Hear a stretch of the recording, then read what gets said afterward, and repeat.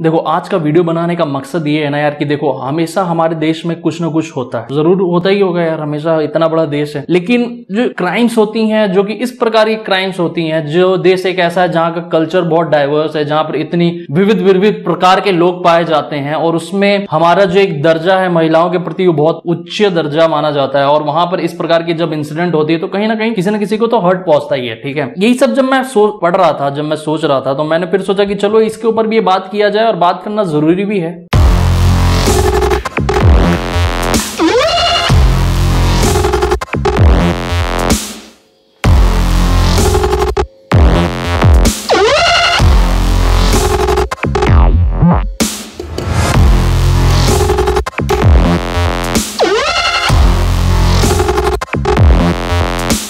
अभी रिसेंटली यार मतलब बहुत सी चीजें हो रही हैं इंडिया में, जैसे कि कहीं पर इलेक्शंस की प्रचार चल रहे हैं, कहीं पर कुछ चल रहा है, कहीं पर किसान आंदोलन चल रहा है। तो उसी के बीच एक ये भी आ रहा है कि अभी जो महिलाओं के प्रति जो क्राइम्स है वो कहीं ना कहीं बढ़ गए हैं। बहुत बड़ी मात्रा में रेप केसेस या मॉलेस्टेशन के जो केसेस हैं वो सामने आ रहे हैं, सेक्सुअल असॉल्ट के जो केसेस वो सामने आ रहे हैं। तो अगर मैं पिछले एक महीने की बात करूं तो यार एक महीने के अंदर मैं आपको कुछ डाटाज आपके सामने रखना चाहूंगा। जैसे कि उल्लासनगर रेलवे स्टेशन में एक 15 साल की लड़की के साथ रेप किया गया, जहां पर वो जब लड़की गई पुलिस स्टेशन तो उसका FIR दर्ज नहीं किया गया। दूसरा, 4 लोगों ने मिलकर एक 9 साल की बच्ची के साथ रेप किया, जो कि दिल्ली में हुआ है, न्यू दिल्ली में। तीसरा है भैया एक कोयम्बटूर से कि एक बंदे ने किसी लड़की का रेप किया। ठीक है, ये 12 सितंबर 2021 का न्यूज है। चौथा है यार कि एक महिला का रेप किया गया ऑटो ड्राइवर के द्वारा, बाद में उसने अपने दोस्तों को बुला के उस महिला के साथ रेप किया। उसके बाद 5वां है यार कि कर्नाटका में 5 तमिलनाडु के लोग ने गैंगरेप किया एक लड़की के साथ। छठा है यार कि जहां पर एक 3 महीने की लड़की के साथ एक माइनर बॉय ने, यानी वो लड़का 18 साल की उम्र से कम होगा, उसने रेप किया। ये उत्तर प्रदेश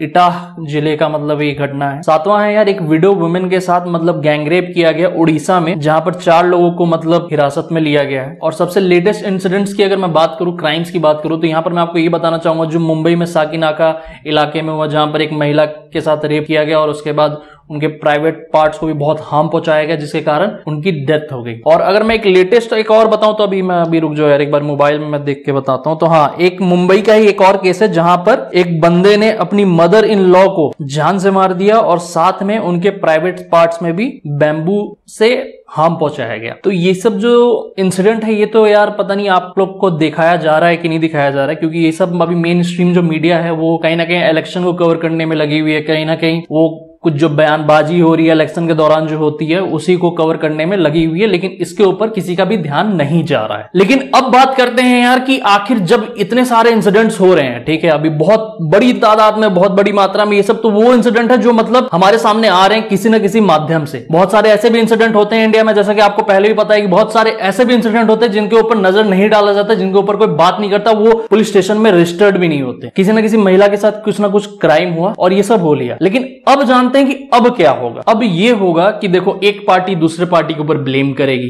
जो कि आप आमतौर पे आप लोग देखते ही हो, कोई ना कोई। अब कोई जो महिला प्रोटेक्शन वाली, जो वुमेन्स राइट वाले जो लोग होंगे, ऑर्गेनाइजेशन, जो वुमेन हाई कमीशन वाले लोग होंगे, वो थोड़ा चिल्लम चिल्ली करेंगे, थोड़ा प्रदर्शन करेंगे। साथ में कुछ लोग ऐसे आएंगे सामने जो कि मतलब बात करेंगे सेक्स एजुकेशन बहुत जरूरी है, जो कि जरूरी है, सही बात है, सेक्स एजुकेशन जरूरी है। साथ में कुछ लोग ऐसे होंगे जो बोलेंगे भैया प्रोस्टिट्यूशन को मतलब लीगल करो, इंडिया में लीगल करने की जरूरत है, बाहर के देशों में लीगल किया गया है। कुछ लोग बोलेंगे कि भैया जो सेक्स डॉल्स आती हैं उसको लीगल करो। ऐसे बहुत सारे जो बात है वो मतलब सामने आ रही हैं, ठीक है, जो कि मैं आपके सामने रख। और साथ ही में कुछ लोग ऐसे होंगे जो मतलब टीवी के सामने बैठ जाएंगे, 4-5 लोग बैठेंगे और उसके ऊपर भरपूर डिस्कशन होगा। लेकिन मेरा जो आज का पॉइंट है यार वो ये नहीं है कि भैया ये सेक्स एजुकेशन लीगल करो या ये लीगल करो या वो लीगल करो, मेरे को नहीं इससे मतलब है, ठीक है। हमारे को इतना सिद्धांतवादी बनने की जरूरत ही नहीं है। ऐसा मैं क्यों बोल रहा हूं ये तो मैं बाद में बताऊंगा, लेकिन अब चलो ये जानते हैं कि आखिर जो दुनिया में जो बाकी देश हैं कहां पर सबसे कड़े कानून, जैसा कि आप लोग को बहुत सुनने में मिलता होगा कि सऊदी अरब में यार मतलब वहां पर महिलाओं को कोई भी ऐसा क्राइम नहीं कर सकते, वरना वहां पर बहुत स्ट्रिक्ट कानून है। तो ऐसी कुछ कंट्रीज के बारे में मैं आपको बताऊंगा यार, ठीक है, आपको आज कुछ ना कुछ जानने को जरूर मिलेगा। तो स्टार्ट करते हैं बिना किसी देरी के। तो यहां पर मैं 6 कंट्री लेके आया हूं यार, जो 6 कंट्री फॉरेन के हमारे आस पड़ोस की कंट्री है, जहां पर हम लोग जानेंगे कि आखिर वहां का जो रेप पनिशमेंट लॉ है वो कैसा है। और साथ में आप ये भी बताना यार कि क्या इनमें से कुछ ऐसे लॉज है, क्या उसको इंडिया में भी इंप्लीमेंट करना चाहिए चाहिए कि नहीं करना चाहिए, और करना चाहिए तो कौन सा करना चाहिए, कमेंट सेक्शन में जरूर लिख के बताना। ये जितने भी कानून है, ये जो मैं 6 देश के बताऊंगा, वो कहीं ना कहीं रेप से रिलेटेड है, महिलाओं से रिलेटेड, कि महिलाओं के ऊपर अगर ऐसा कुछ क्राइम होता है तो वहां पर ये पनिशमेंट दी जाती है। तो यहां पर सबसे पहले स्टार्ट करते हैं सऊदी अरेबिया से, क्योंकि बहुत फेमस कंट्री है इस प्रकार के कानून को लेकर, इस प्रकार के क्राइम्स को लेकर, बहुत स्ट्रिक्ट कंट्री है। तो जो भी इस प्रकार का जो रेप क्राइम करता है उसको भैया बेहोश करते हैं, और उसको बेहोश करने के बाद उसका सर अलग कर देते हैं बॉडी से। दूसरा यार, वो पब्लिक स्टोन हिटिंग भी करवाते हैं, जहां पर जो डिफॉल्टर है, जिसने रेप केस को अंजाम दिया था, उसको बीच चौराहे पे खड़ा करवाते हैं, ठीक है। उसके बाद पब्लिक को इकट्ठा करवा के सबको पत्थर से उसको मरवाने के लिए बोलते हैं। और वहां का ये जो रूल है वो दोनों के लिए, महिलाओं और पुरुष दोनों के लिए, अगर दोनों में से किसी ने भी इस प्रकार की घटनाओं को अंजाम दिया तो दोनों के साथ ऐसा ही होता है। सेकंड आता है हमारा पड़ोसी देश जो कि चाइना है। चाइना में ये होता है यार कि सीधे फांसी लगाई जाती है, और साथ में उनके जो प्राइवेट पार्ट्स होते हैं, जो भी मतलब डिफॉल्टर रहता है, क्रिमिनल रहता है, उसके जो प्राइवेट पार्ट्स होते हैं उसको भी मतलब डिस्ट्रॉय दिया जाता है। तीसरा है हमारा यार नॉर्थ कोरिया। नॉर्थ कोरिया तो आपको पता ही है, बहुत फेमस है वहां के पॉलिटिशियन के कारण। उनका सिंपल सा रूल है यार कि वो इस प्रकार के जो क्राइम करते हैं उनको बीच बाजार में वहां की जो फोर्सेस है उनके द्वारा शूट करवा देती है। चौथा है यार हमारा इजिप्ट। इजिप्ट में भी वही है यार कि भैया फांसी की सजा सुना देते हैं। पांचवा है हमारा ईरान। ईरान का जो स्ट्रॉन्ग कानून है, वहां पर उसको फांसी या गोली मार दिया जाता है पब्लिक में। और अगर साथ में मैं अगर अफगानिस्तान की बात बताऊं, अफगानिस्तान तो अभी वैसे ही बहुत पॉपुलर हो रखा है तालिबान के कारण, लेकिन यहां पर अगर मैं अफगानिस्तान की बात करूं, ये अफगानिस्तान में ये है यार कि 4 दिन के अंदर उनके ट्रायल्स करवाए जाते हैं। ट्रायल का मतलब कि जो भी उसका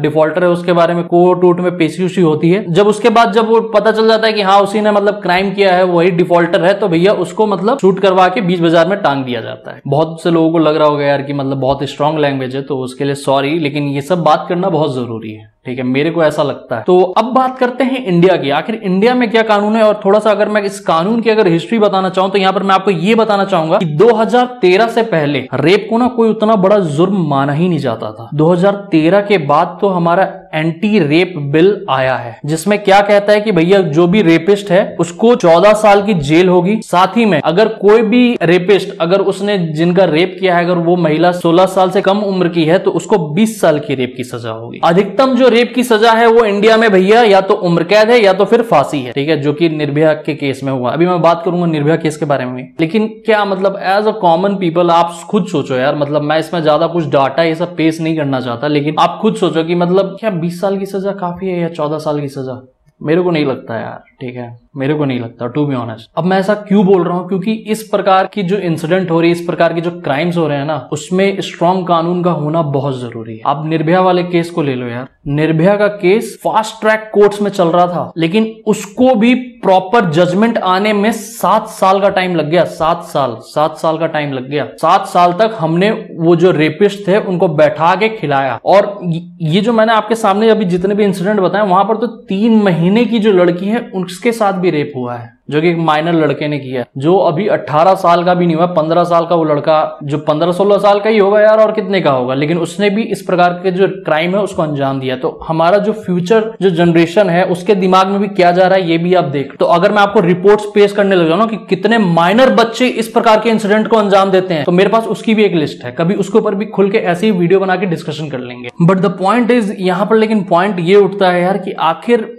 क्या करना चाहिए इस प्रकार के। देखो वो जो बंदा था, वो जो रेपिस्ट था, जो क्रिमिनल था, उसने तो अपना क्राइम को अंजाम दे दिया ना यार। तो उसके बाद ये सब जो बात होती है, जो फिलॉसफी, जो बहुत पढ़े लिखे लोग ये सब जो बात करते हैं, वो करके फायदा नहीं है। अब बात आती है एक्शन के ऊपर कि उसने जो इतना गंदा एक्शन लिया, उतना गंदा जो क्राइम किया, तो उसके साथ गंदा ही होना चाहिए। उसको बैठा के खिलाने से कोई फायदा है नहीं। हमारा देश तो यार, हमारे देश का जो कानून है वो कहीं ना कहीं तो यही बोलता है ना कि 100 गुनहगार बच जाएं, लेकिन जो एक जो निर्दोष आदमी है उसको मतलब उतना सजा ना मिले, ठीक है, वो सजा के पात्र ना बने। इसके कारण हमारा जो कानून का जो प्रोसेस है वो इतना लंबा समय लेता है। बट द पॉइंट इज, जो इतना टाइम लिया जाता है उसके कारण तो यार ये जो क्रिमिनल्स हैं उनके तो मतलब हौसले बढ़ने लग जाते हैं। उनको तो लगता है कुछ होगा ही नहीं यार, क्या कोई क्या उखाड़ लेगा। तो आप बताओ यार, मतलब ये जो मैंने आपको बताया, तो आपको क्या लगता है आपको, मतलब। और ये जो वीडियो है यार, ये एक डिस्कशन वीडियो है। यहाँ पर मतलब मैं एकदम प्योर आपके सामने डाटा नहीं रख सकता। मैं जो फील करता हूँ यहाँ पर मैं आपके सामने वो रखूंगा। आप जो फील करते हैं उसको कमेंट के माध्यम से आप रखें। रखें, ठीक है, कमेंट बॉक्स आप ही के लिए है। अगर मैं अपने हिसाब से बताऊं तो यार बहुत तगड़े कानून होने चाहिए मेरे हिसाब से, तो भैया इन सब का मतलब थोड़ा थोड़ा उठाओ, ठीक है, और सबको मतलब इकट्ठा करके एक तगड़ा बना दो कि अगर कोई भी बंदा रेप करेगा तो उसको तड़पा तड़पा के मारेंगे। नॉर्मल नहीं, नॉर्मल उम्र कैद देने से कुछ नहीं होगा या नॉर्मल फांसी नहीं। टू बी ऑनेस्ट मैं ऐसा इसलिए बोल रहा हूं क्योंकि जब सामने वाले ने इंसानियत नहीं दिखाई तो हम क्यों इतना इंसानियत दिखा रहे हैं यार, क्यों दिखाएं इतना इंसानियत। सामने वाला रेप कर रहा है, उसको लड़की को मार रहा है, उस लड़की की प्राइवेट पार्ट में रॉड से उसको हार्म पहुंचा रहा है, कोई बैम्बू से हार्म पहुंचा रहा है, और हम उसके बारे में मतलब इतना सोचे उसको 7 साल का टाइम दे। ये तो यार गलत हो रहा है ना, ये तो उस लड़की के साथ नाइंसाफी हो रही है जिसकी जान चली गई। और हमारा जो फास्ट ट्रैक कोर्ट है यार उसमें भी जो ट्रायल्स होने में बहुत ज्यादा टाइम लग जा रहा है, जो कि होना नहीं चाहिए, तुरंत फैसला आना चाहिए। होप सो कि ये जो साकीनाका में जो इंसिडेंट हुआ उसमें तुरंत फैसला है। और जो मेन हमारा जो मेन इधर जो मेरा पॉइंट है यार वो यही है कि भैया सिंपल ये जो लॉ है ना जहां पर 20 साल 14 साल उम्र कैद वाली सजा से कुछ नहीं होने वाला, रूल तगड़ा बनाओ, तगड़ा ऐसा बना दो कि भैया लोग ना मतलब किसी अनजान लड़की के हाथ पकड़ने से भी डरे। बहुत कठोर सेंटेंस है लेकिन ऐसा होना चाहिए ताकि कोई भी लड़का किसी लड़की को छेड़ ना सके, ठीक है, परेशान नहीं कर सके, चाहे वो लड़की रात के 2:30 बजे क्यों ना निकल रही हो घर से। ऐसा मैं इसलिए बोल रहा हूं यार कि फॉर एग्जाम्पल आप थोड़ा सा समझो मैं क्यों बोल रहा हूं कि आखिर इतनी